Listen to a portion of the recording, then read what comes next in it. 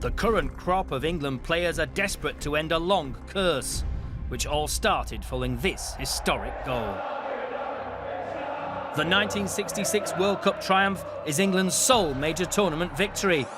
You can't go far in England without seeing a clip of Geoff Hurst's hat-trick strike. It's repeated constantly. I want to find out why such a proud footballing nation with the richest league in the world, the inventors of the game, have been so bad at international football since that day at Wembley. Has there been too much pressure after such a long trophy drought at World Cups and Euros? Do too few English players play regularly for their clubs? And are many of them, frankly, just not skilled enough? Or have club rivalries in the Premier League devalued the English national team?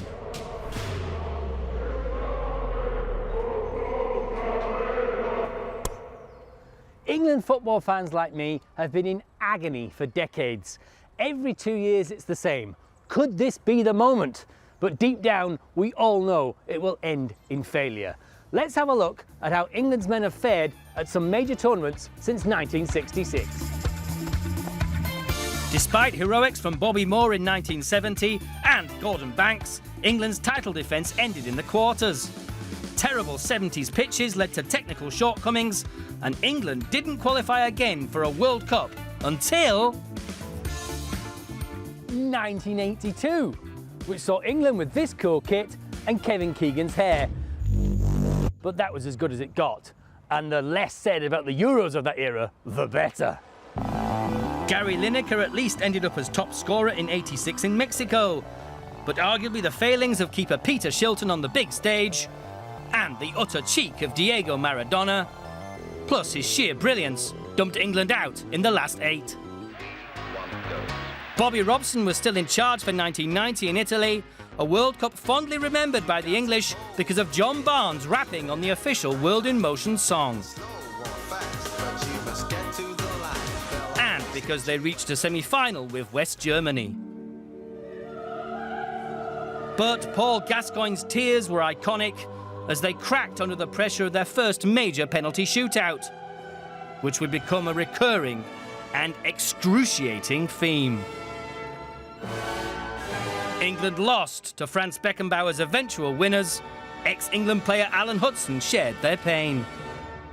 Penalties are a lottery, and sometimes they'll go the other way. It just happens that Germany had better penalty takers than we did. It seems there was we had a very confident squad at that time, and it was touch and go. Them decisions went for us in 1966, didn't go for us. Euro 96 was on home soil and hopes were high among fans. The famous song Three Lions was born, but in the end, football wasn't coming home. We went out to the Germans in the semis, current coach Gareth Southgate with another dreaded shootout miss. Fan trouble followed the exit, another recurring English trait.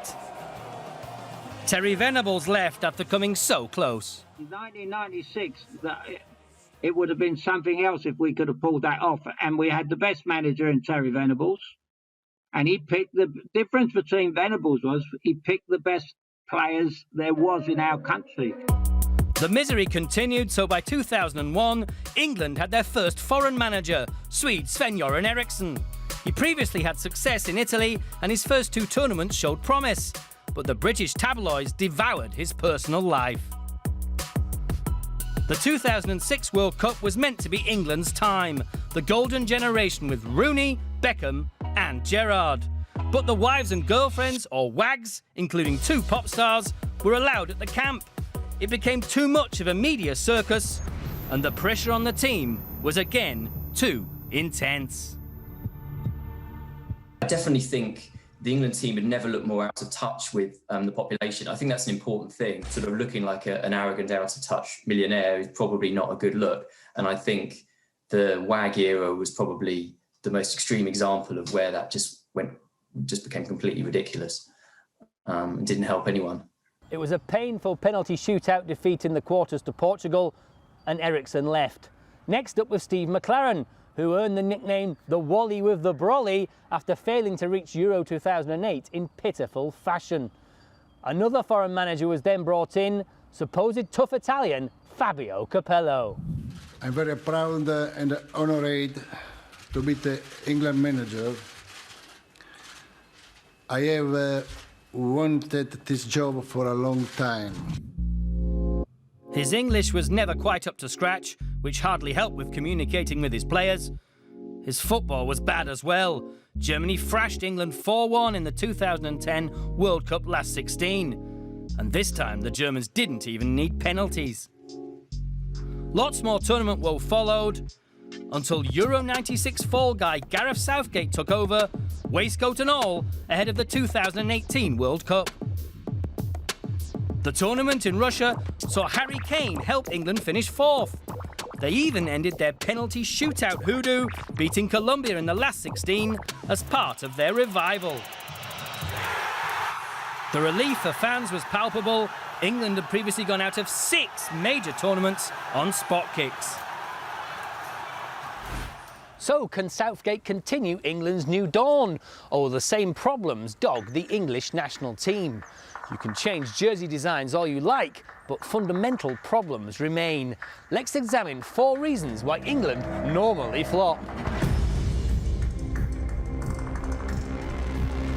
Having gone so long without success, the psychological burden on the England team is arguably higher than any other nation. So much failure can really weigh on the minds of players, but is it beginning to change?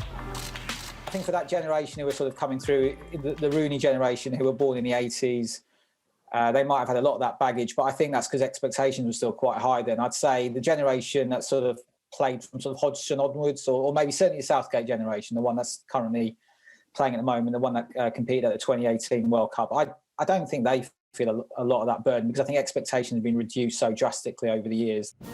England can look to another big football nation for hope. Spain had endured decades of hurt too before winning Euro 2008, the 2010 World Cup, and Euro 2012.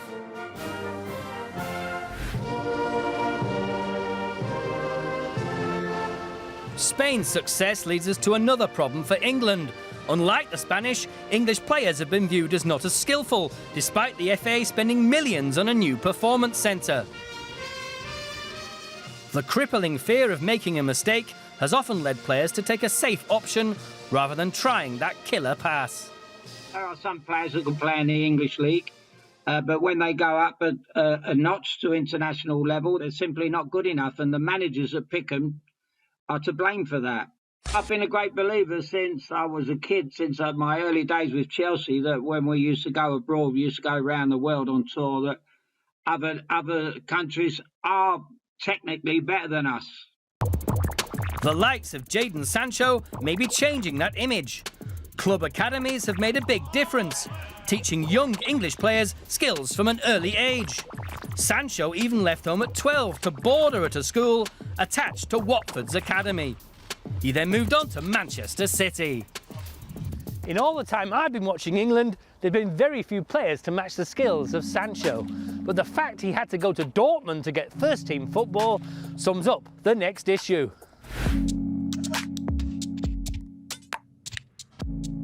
The mega-rich Premier League has recruited more technically gifted stars from across the globe, giving homegrown players less chance to shine. The influx means some England players have not been regulars for their clubs. In the 2019-20 season, only 35.6% of players starting in the Premier League were eligible for England, the lowest in Europe's top 5 leagues. In Spain, it was 60%. The good news for England is that the 35.6% was over 5% more than the season before. Skillful foreigners are also rubbing off on young English talent, like Manchester City's creative midfielder, Phil Foden.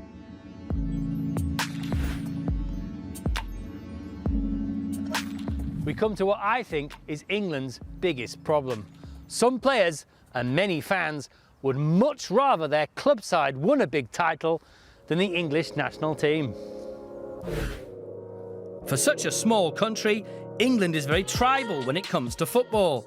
A working-class Newcastle fan would often say they have little in common with a well-off Chelsea supporter. Liverpool and Manchester may be very close, but Liverpool and Manchester United stars in the 2000s would snub each other on England duty. Such was their rivalry. Not good for team spirit.